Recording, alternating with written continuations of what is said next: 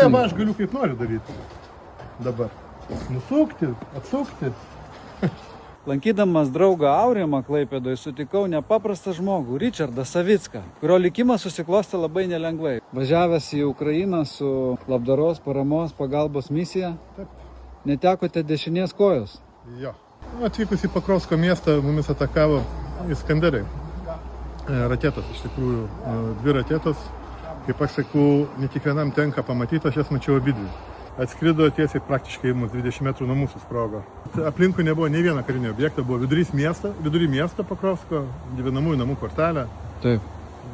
Ką jie ten atakavo, bet mes spėjom, kad vis dėlto vadinami tie ždūnai nurodė mumis, kur mes tiksliai stovim. Informatoriai tokie. Informatoriai, jo.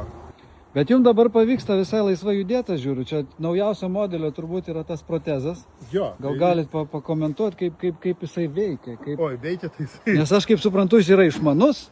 Labai išmanus yra, iš tikrųjų labai išmanus ir, kaip aš sakau, dėka gerų žmonių, taip kaip Rimanto Kautienų grupė, kuri padėjo man, prisidėjo prie viso šito. Šitas protezas yra ant tiek išmanus, kad jisai prisitaiko prie mano judesių. Jisai turi daviklius, kuris nuskaito mano judesį. Ir pagal mano judesius jisai prisitaiko prie ėjimo. Bet aš suprantu, toksai protezas kainuoja 10 000 eurų, teisybė. Čia labai rimtas aparatas šiuolaikiškos medicinos. Man labai įdomu, kaip jisai funkcionuoja. Šau, lankstosi, kaip priklauso. Ne tai kaip būdavo piratų, reiškia, kapitono Kuko koks įkaltas. Čia viskas. Tai labai puikiai. Tai ką, kitas žingsnis - olimpiada?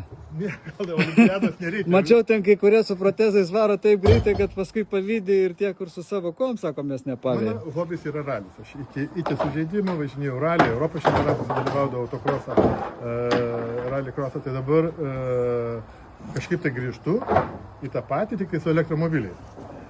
Dėl to, kad pedalų biškai mažiau yra. Nu ką, labai malonu susipažinti su jumis. Leiskit ranką pasplausti.